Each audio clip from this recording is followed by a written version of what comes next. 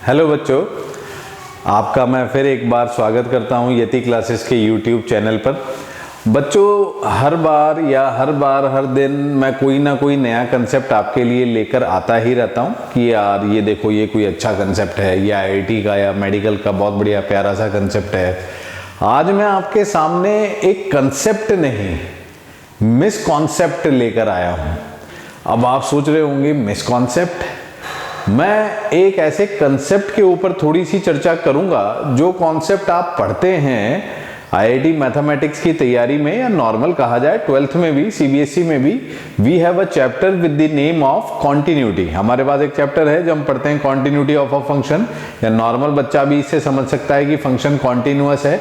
सबसे सरल भाषा में क्या समझाया जाता है कॉन्टिन्यूटी के बारे में, कि कॉन्टिन्यूटी का मतलब होता है कि अगर हम एक ग्राफ पर लगातार पेन चलाएं तो पेन को उठाना ना पड़े, लगातार चलता रहे, तो हम कहेंगे, भाई सिंपल सी भाषा में यही बोलते हैं, तो हम कहेंगे कि फंक्शन कॉन्टिन्यूअस है।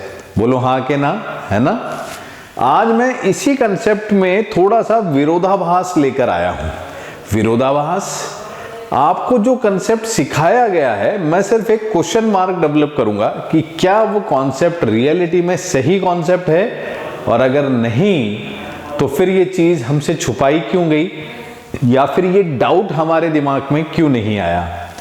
तो पहले तो मैं ये डिस्क्राइब करता हूं कि कॉन्टिन्यूटी होती क्या है बच्चों, जिससे कि आपको एक बार रिवाइज हो जाए। देखो, कॉन्टिन्यूटी का मतलब हम क्या समझते हैं, या बुकों में भी हमने क्या पढ़ा है कि भाई किसी भी पॉइंट पर, मान लो एट x इक्वल्स टू ए, आपसे कहा जाए कि फंक्शन कॉन्टिन्यूअस है या नहीं है, तो इसका सीधा सा मतलब यही है कि भाई यहां से यहां तक अगर मैं लगातार पेन को चलाऊं तो मुझे पेन को उठाना ना पड़े, कॉन्टिन्यूअस चलता रहे। या फिर लिमिट की भाषा में, जैसे मैथ्स में बच्चों ने पढ़ा होगा कि राइट हैंड लिमिट और लेफ्ट हैंड लिमिट उस फंक्शन की वैल्यू के बराबर होनी चाहिए। कॉन्टिन्यूटी का मतलब, या सीधे सेंसों में यही समझ में आता है ना कि भाई टूटे ना फंक्शन। अगर फंक्शन टूट गया उस जगह पर तो वो कॉन्टिन्यूअस नहीं है, यही तो है। अब यहां पर बात ये आती है बच्चों, मान लो मैंने किसी भी एक नंबर पर कहा, let assume that number as 1। मान लो ये नंबर है x इक्वल्स टू 1, और मैंने आपसे कहा कि 1 पर कॉन्टिन्यूटी चेक करिए। तो आप कहेंगे कि 1 पे कॉन्टिन्यूटी चेक करने का मतलब है 1 के बगल में, इधर अगल में और इधर बगल में फंक्शन बिल्कुल कॉन्टिन्यूअस बना रहना चाहिए, टूटना नहीं चाहिए। तो मेरा सवाल ये है बच्चों, क्या ये पॉसिबल है? अच्छा, अगर मैं आपसे यही पूछूं, चलो वापस सवाल को रिफ्रेम करते हैं। मान लो कोई भी दो नंबर्स ले लूं, एक नंबर 1 ले लिया, एक नंबर 2 ले लिया। 1 और 2 के बीच में कितने नंबर हैं? इंफिनिटी। चलो 1 के पास में कोई नंबर ले लेते हैं, 1.01, ठीक है। 1 और 1.01 के बीच में कितने नंबर हैं? तो आप कहेंगे कि सर इसके पीछे अगर थोड़ा 3D इमेजिनेशन दूं तो थोड़ा इसके अंदर बहुत सारे नंबर हैं, जैसे 1.001, 1.002, ऐसे 1.003, ऐसे और भी कितने छोटे हो सकते हैं, बहुत छोटे हो सकते हैं, अनंत छोटे, यानी इनफाइनाइट नंबर्स हैं। तो अगर मैं किन्हीं भी दो नंबर्स के बीच में चर्चा कर रहा हूं तो वी हैव इनफाइनाइट नंबर्स। तो अगर मैं कॉन्टिन्यूटी की बात कर रहा हूं तो इंफिनिटी तो नॉट डिफाइंड कहा जाता है, इंफिनिटी का तो कोई हिसाब ही नहीं है, पता ही नहीं है। तो इंफिनिटी अगर नॉन डिफाइंड क्वांटिटी है, जिसके अनंत या विशालता के बारे में हम जान ही नहीं सकते, तो अगर मैं ये भाषा बोलूं कि आप लगातार पेन चलाएंगे तो सभी नंबर्स पर पेन चलेगा, तो जो एक अनडिफाइंड क्वांटिटी है दैट इज इंफिनिटी, तो आप इंफिनिटी पे कैसे कलम चलाएंगे, या आप फंक्शन को इंफिनिटी पे कैसे डिफाइंड कर रहे हैं?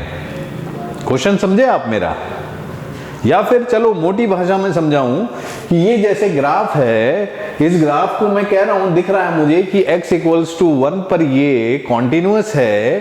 तो अगर आप इसको माइक्रोस्कोप से देखें, इतने से पोर्शन को जूम करके, तो अगर मैं इसको माइक्रोस्कोप से देखूं तो ये रेड कलर जो है ये रेड कलर थोड़ा सा, फिर बीच में स्पेस, फिर थोड़ा सा, फिर बीच में स्पेस, फिर कुछ, फिर ऐसे ऐसे दिखेगा कि नहीं दिखेगा आपको?